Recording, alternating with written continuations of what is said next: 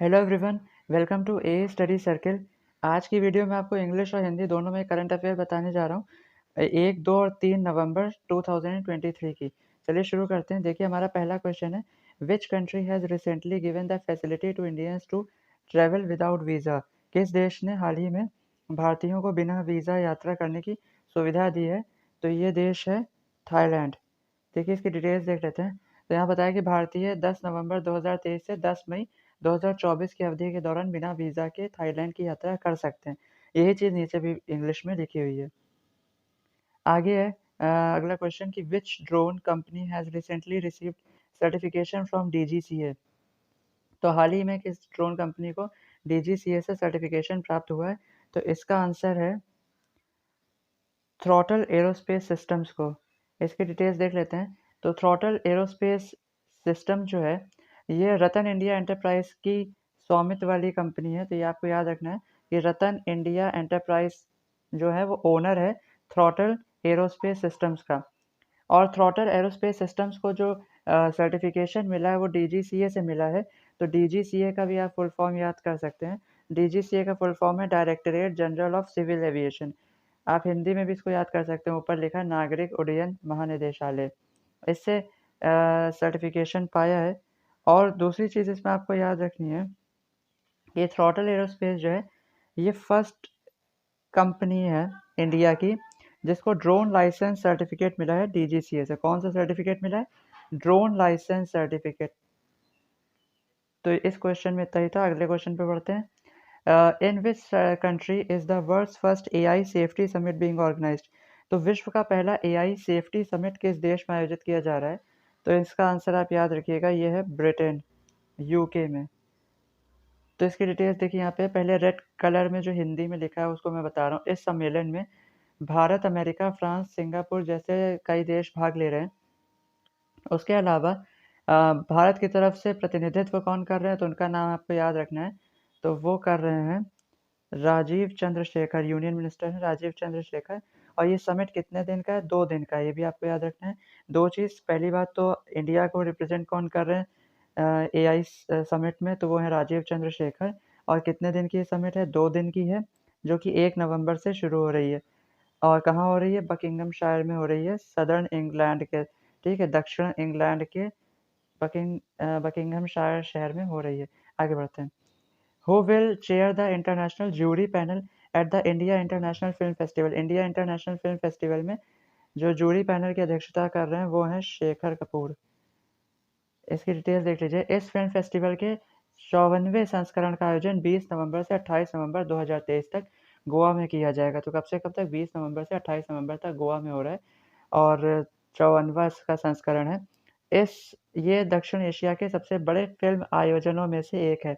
इसकी स्थापना 1952 में हुई थी। तो इसमें याद रखने वाली बातें, एडिशन कौन सा है? 54th है। कब से कब तक हो रहा है? 20 नवंबर से 28 नवंबर। कहाँ कहाँ हो रहा है? गोवा में हो रहा है।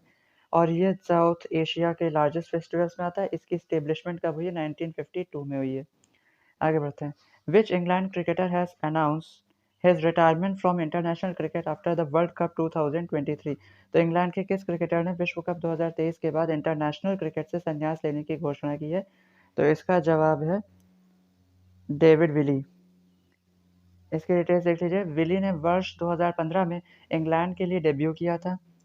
डेब्यू करने का मतलब पहली बार खेले थे इंग्लैंड की तरफ से। उन्होंने अभी तक इंग्लैंड के लिए 70 वनडे और 43 टी20 इंटरनेशनल मैच खेले हैं। डेविड विली ने वनडे में 94 विकेट भी लिए हैं। तो ये नीचे इंग्लिश में भी उसको लिखा गया, तो आप वहाँ से भी पढ़ सकते हैं। Who has become the fastest fast bowler to take 100 wickets in ODI cricket? तो वनडे क्रिकेट में सबसे तेज 100 विकेट लेने वाले तेज गेंदबाज कौन है? तो उसका आंसर है पाकिस्तान के शाहीन अफरीदी। तो इसके बारे में देखिए, यहाँ लिखा है पाकिस्तान के तेज गेंदबाज शाहीन अफरीदी ने अपने 100 वनडे विकेट अपने 51वें वनडे मैच में हासिल किया है। तो ये बात आपको याद रखनी, कौन से में किया है? 51st ओडीआई मैच में किया है। और इसके पहले ये रिकॉर्ड किसके नाम था? मिशेल स्टार्क के नाम था, जो कि ऑस्ट्रेलिया के हैं। और अगला क्वेश्चन देखिए। In which dictionary has the word Bazball related to cricket been added recently? तो क्रिकेट से जुड़े बैस बॉल शब्द को हाल ही में किस डिक्शनरी में जोड़ा गया है? तो इसका आंसर है कॉलिन्स डिक्शनरी में। इसकी देखिए डिटेल्स देख सकते हैं आप कि क्रिकेट के खेल में आक्रामक दृष्टिकोण अपनाने के लिए इस शब्द का प्रयोग किया जाता है। तो एक्चुअली इसका जो बेसबॉल वर्ड है, इसका यूज़ किया जाता है टेस्ट क्रिकेट में। अगर एग्रेसिव बैटिंग हो रही है, एग्रेसिव मैनर में बैटिंग हो रही है, तो उसके लिए किया जाता है। सेकंड इसमें बताना है कि इस शब्द को सबसे पहले एंड्रयू मिलर द्वारा उपयोग किया गया था। तो एंड्रयू मिलर जो हैं, ये आपके ईएसपीएन क्रिक इन्फोस के यूके एडिटर हैं। तो याद रखिएगा, यूके मतलब यूनाइटेड किंगडम के एडिटर हैं ईएसपीएन क्रिक इन्फो के। तो उन्होंने इस शब्द का उपयोग किया था। इनका नाम आप याद रखिएगा, किसका? एंड्रयू मिलर का। दूसरी बात, ये शब्द चर्चा में कब आया था? तो देखिए जो ये तब आया था जब ब्रेंडन मैकलम जो है इंग्लैंड की टेस्ट टीम के कप्तान बनाए गए थे। एक्चुअली इंग्लैंड के नहीं है ये।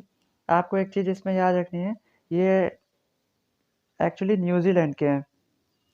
तो यहाँ पे आपको इसको ध्यान में रखना है कि जो ब्रेंडन मैकलम है, ये इंग्लैंड के नहीं हैं, ये न्यूज़ीलैंड के हैं, ठीक है? तो आप याद रखिएगा ये किसके हैं? न्यूज़ीलैंड टीम जो है, उसके क्रिकेटर भी रहे हैं और कोच भी रहे हैं। दूसरी बात इसमें आपको याद रखनी है कि ब्रेंडन मैकलम का ही निकनेम है ये जो आगे बेसबॉल हम बोल रहे हैं, तो ब्रेंडन मैकलम का जो निकनेम है वो क्या है? वो है बैज़।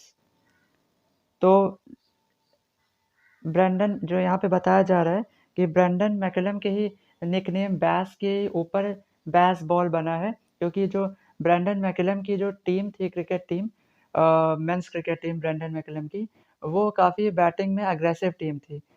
और इसका इस्तेमाल एंड्रयू मिलर ने कब किया था? तो एंड्रयू मिलर ने जून 2022 में इस वर्ड का यूज़ किया था।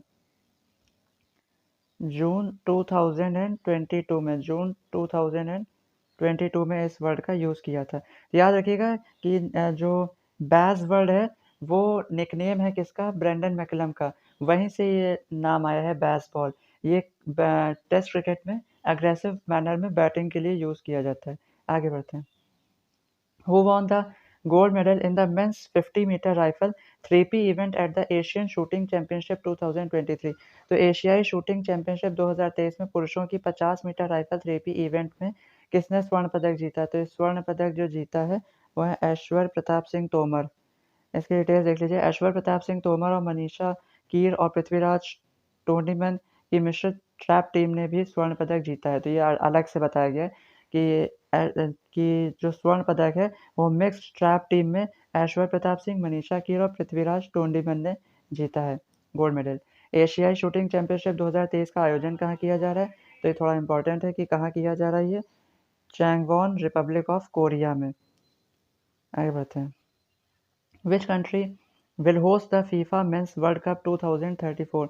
तो 2034 का जो फीफा वर्ल्ड कप है पुरुषों का, उसकी मेज़बानी कौन करेगा?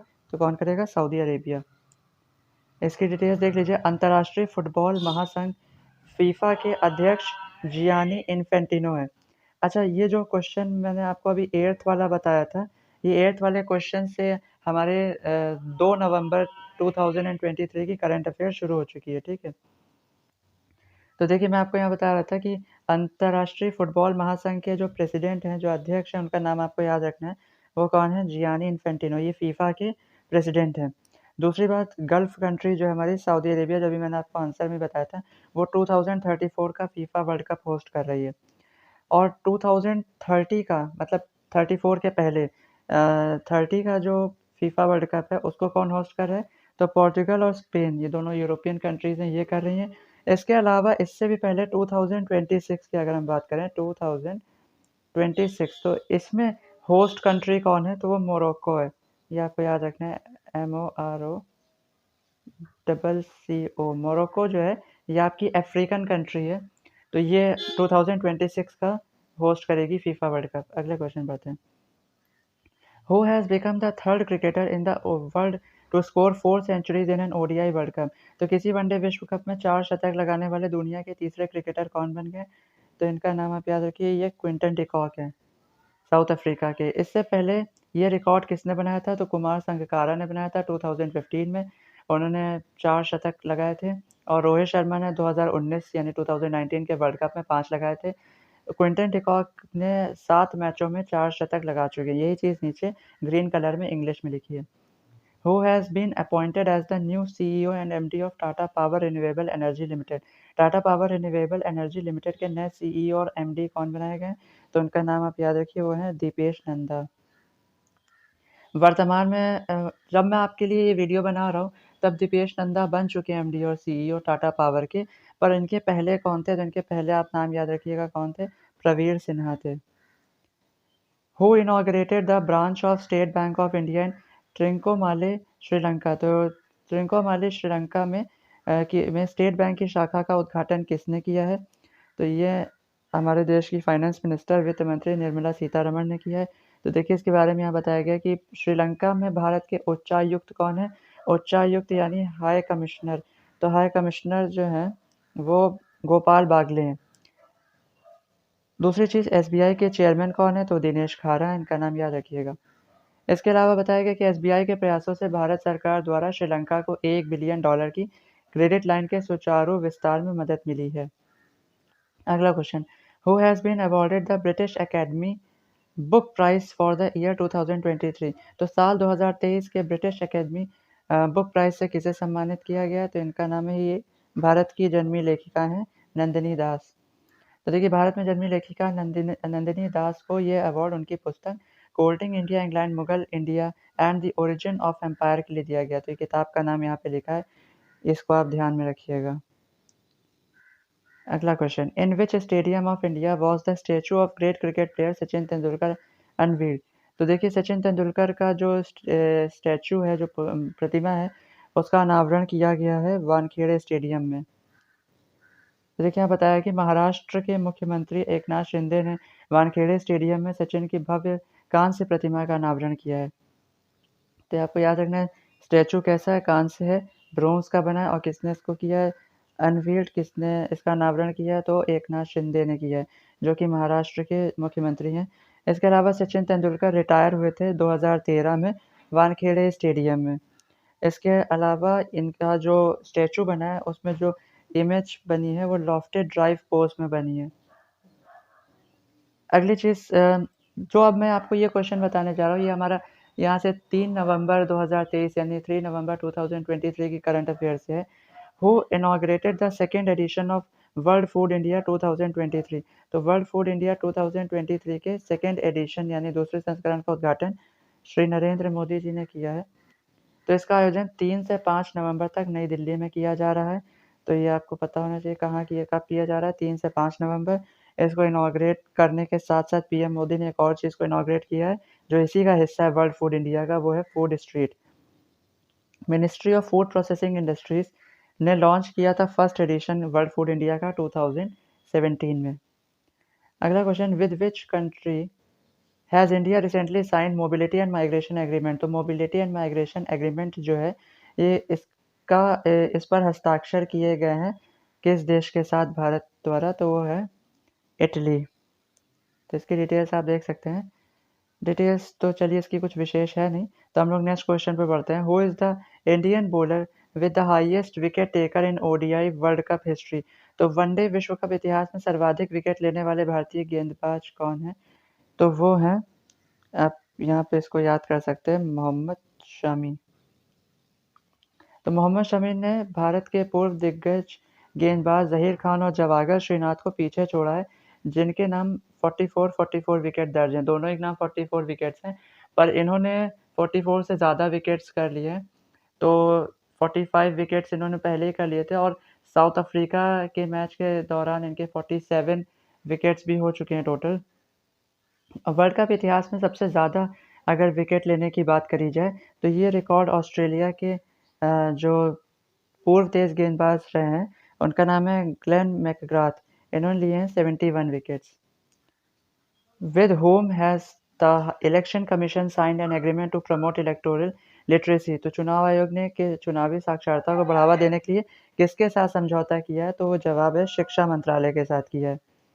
इसका उद्देश्य क्या है? इसका उद्देश्य सभी स्कूलों में 6th क्लास से लेकर 12th क्लास तक के जो सिलेबस है, जो पाठ्यक्रम है, उसमें 2 चीज़ों को बढ़ावा देना है, एक तो मतदाता शिक्षा और दूसरा चुनावी साक्षरता को। तो ये आप याद रखिएगा किसको-किसको? 2 चीज़, एक तो वोटर एजुकेशन और दूसरा इलेक्टोरल लिटरेसी को। कौन सी क्लासेस में? 6th से 12th तक।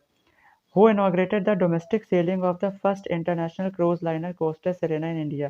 तो भारत में पहले अंतर्राष्ट्रीय क्रूज लाइनर कोस्टा सेरेना को डोमेस्टिक सेलिंग का उद्घाटन किया है किसने? तो ये किया है इसका आप याद रखिएगा सर्बानंद सोनोवाल ने। जो कि हैं क्या सर्बानंद सोनोवाल? तो आप यहाँ देख सकते हैं कि union port shipping and waterways minister हैं इंडिया के। और कोस्टा सेरेना को लॉन्च कहाँ पे किया गया है? मुंबई में किया गया है। और ये किस पहल या किस इनिशिएटिव का हिस्सा है? तो देखो अपना देश का है।